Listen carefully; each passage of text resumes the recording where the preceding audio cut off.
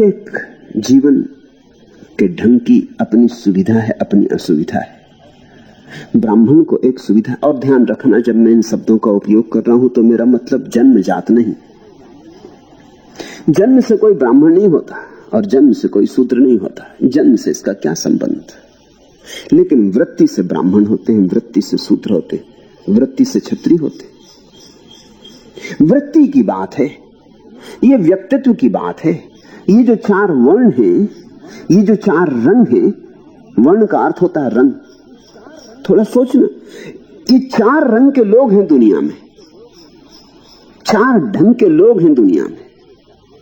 और इस चार ढंग की जो व्याख्या है, 5000 साल हो गए हिंदुओं ने जब तय किया था कि चार रंग के लोग, चार ढंग के लोग, इसे आगे नहीं बढ़ाया जा सकता। अभी भी कार्ल गुस्ताफ जंग ने जो फिर से विवेचन किया मनुष्य के संबंध में, तो चार ढंग फिर आ गए।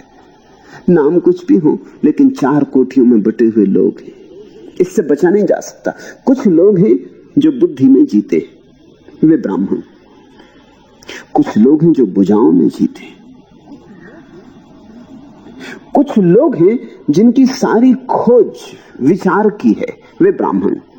कुछ लोग हैं जिनकी खोज शक्ति की है, शक्ति के पूजक, वे क्षत्रिय। कुछ लोग हैं जिनकी खोज महत्वाकांक्षा, प्रतिष्ठा, धन, इस बात की है, वे लोग वैश्य। कुछ लोग हैं जिनकी कोई खोज ही नहीं,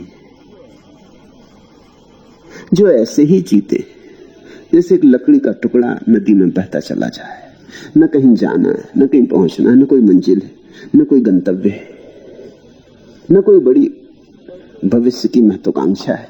ऐसे व्यक्ति शूद्र, वे कुछ भी छोटा मोटा करके गुजार लेते। जिंदगी गुजारनी है, जिंदगी से कुछ बनाना नहीं। ये चार वृत्तियां हैं। प्रत्येक वृत्ति का लाभ है और प्रत्येक व्यक्ति की हानि भी है। जैसे कि जो आदमी बुद्धि में जीता है, अगर उसका ठीक उपयोग कर ले तो बुद्धि ही निखरते निखरते चैतन्य बन जाती, होश, जागरूकता, सुरति बन जाती। तो ब्राह्मण को एक लाभ है कि वो अपनी बुद्धि को किसी भी दूसरे वर्ण की बजाय, क्षत्रिय, शूद्र, वैश्य की बजाय ज्यादा आसानी से ध्यान में लगा सकता है। ये तो लाभ है, लेकिन खतरा भी है। खतरा ये है, इतनी ही आसानी से वो अपनी बुद्धि को पांडित्य इकट्ठा करने में भी लगा सकता है। प्रत्येक लाभ अपने साथ छाया की तरह अपनी हानि लाता है। तो जितनी सुविधा है ब्राह्मण को, उतनी ही असुविधा भी है। सुविधा यह है, अगर ठीक मार्ग पकड़ ले, स्मृति को भरने में न लग जाए, बोध को जगाने में लग जाए, तो बुद्ध हो जाए। लेकिन अगर स्मृति को भरने में लग गया, जिसकी बहुत संभावना है, क्योंकि स्मृति को भरना ऐसे है जैसे कोई ढलान की तरफ चले, उसमें मेहनत नहीं है।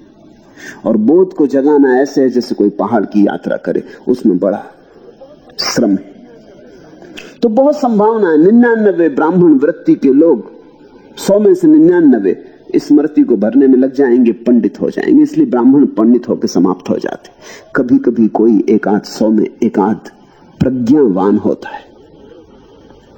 ऐसी ही क्षत्रिय की वृत्ति है। क्षत्रिय की वृत्ति के आदमी को एक लाभ है, उसके पास संकल्प का बल है, जूझ सकता है, जुझारू है, लड़ सकता है। दूसरे से लड़ना हो तो दूसरे से भी लड़ सकता है, और अपने से लड़ना हो तो अपने से भी लड़ सकता है। लड़ने की उसके पास कला है। लड़ेगा तो फिर वो संकोच नहीं करता। जान लेने में भी उतना ही कुशल है, उतना ही देने की तैयारी भी रखता है। जिसको लेनी हो जान, उसे देने की तैयारी भी रखनी पड़ती है। तो अगर क्षत्रिय को ठीक राह मिल जाए तो वो तीर्थंकर हो जाएगा। जैनों के 24 ही तीर्थंकर क्षत्रिय, हिंदुओं के सारे अवतार क्षत्रिय, बुद्ध क्षत्रिय, जुझारू लोग। तलवार दूसरे पे चलती रही, चलते चलते एक दिन समझ आ गई तो अपने पे चलने लगी। जिस दिन अपने पे चलने लगी उस दिन अहंकार काट के गिरा दिया। काटने की कला तो आती ही थी। ब्राह्मण है याज्ञवल्क्य और अष्टावक्र और शंकराचार्य। ठीक चले कोई तो शंकर हो जाए, चूके तो पंडित हो जाए। ऐसी ही वैसे की संभावना है। धन की उसे पकड़ है।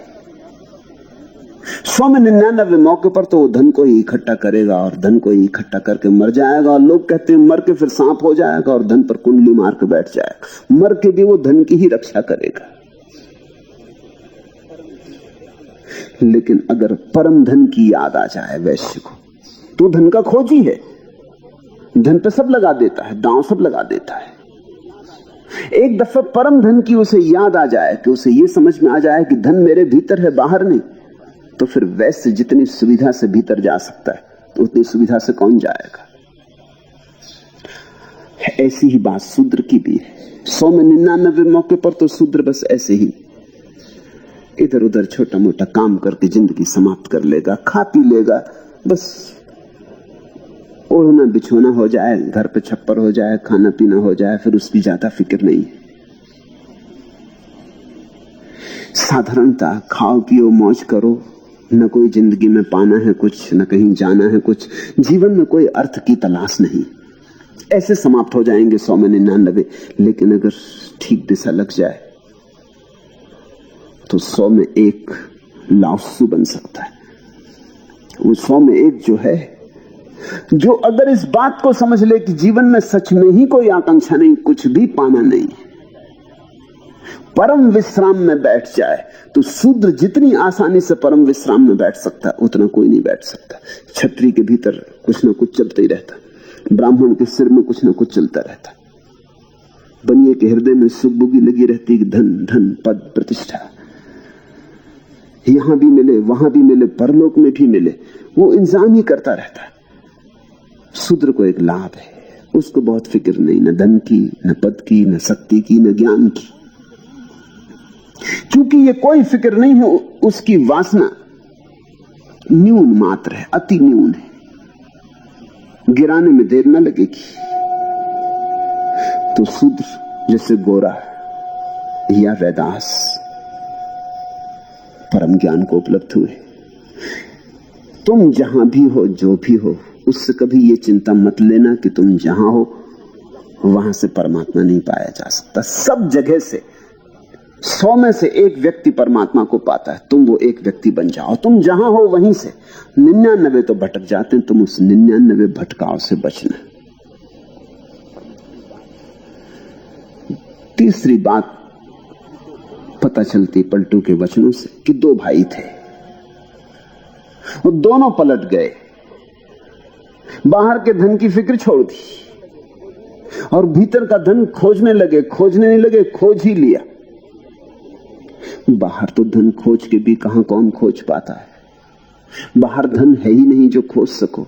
बाहर तो धन का बुलावा है, छलावा है, छल है, मृग मरीचिका है, दिखाई पड़ता है, दूर क्षितिज दिखाई पड़ता है, मिलता जमीन से। जैसे जैसे पास पहुंचते हो क्षितिज दूर हटता जाता है। कभी तुम ऐसी जगह नहीं पहुंच पाओगे जहां क्षितिज वस्तुतः जमीन से मिलता हो। ऐसे ही कभी भी वासना तृप्ति से नहीं मिलती, वासना क्षितिज की भांति। दोनों भाई बदल गए। बदलने के कारण गुरु ने दोनों को पलटू नाम दे दिया। एक भाई को कहा पलटू प्रसाद और एक भाई को कहा पलटू दास। ये शब्द बड़ा प्यारा दिया गुरु ने, पलटू। ईसाई जिसको कन्वर्सन कहते, पलट गए, जिसको वैज्ञानिक 180 डिग्री का रूपांतरण कहते, एकदम पलट गए। कहीं जाते थे और ठीक उल्टे चल पड़े, और ऐसे पलटे कि क्षण में पलट गए।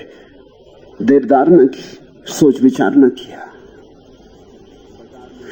कहां बाजार में गादी लगा के बैठे थे और कहां सूक्ष्म में गादी लगा दी। कहां तौलते थे, अनाज तौलते होंगे, साग सब्जी तौलते होंगे, कुछ तौलते होंगे,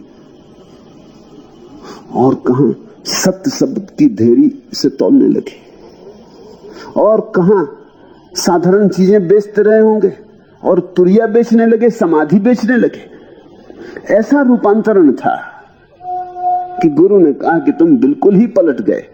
ऐसा मुश्किल से होता है। ये क्रांति थी, पलटू नाम का अर्थ हुआ क्रांति, एक बड़ी अपूर्व क्रांति हुई।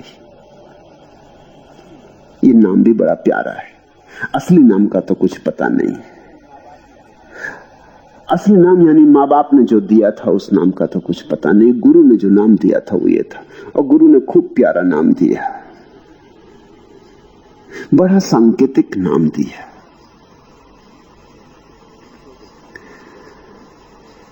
दो दो चार चार पैसे के लिए दुकान करते रहे होंगे, और जब पलट गए तो ऐसी क्रांति घटी। पंडित पुरोहित तो बहुत नाराज हुए। पंडित पुरोहित सदा ही नाराज रहे इस तरह पलट जाने वाले लोगों से, क्योंकि इस तरह पलट जाने वाले लोग उनके धंधे पर ही चोट करने लगते।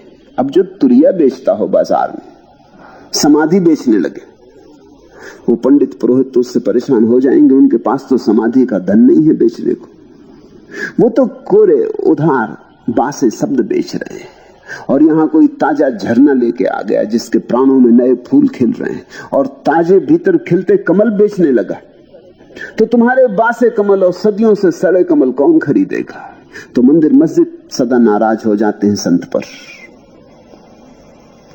पंडित पुरोहित तो बहुत नाराज थे, लेकिन जिनके पास आंखें थी उनकी भीड़ आने लगी। दूर दूर प्रांतों से लोग आने लगे। कहा है पलटू ने कि लैले भेंट अमीर नाम का तेज विराजा, लैले भेंट अमीर नाम का तेज विराजा, सबको रगरे नाक आई के परजा राजा। पलटू ने कहा ये भी खूब हुआ।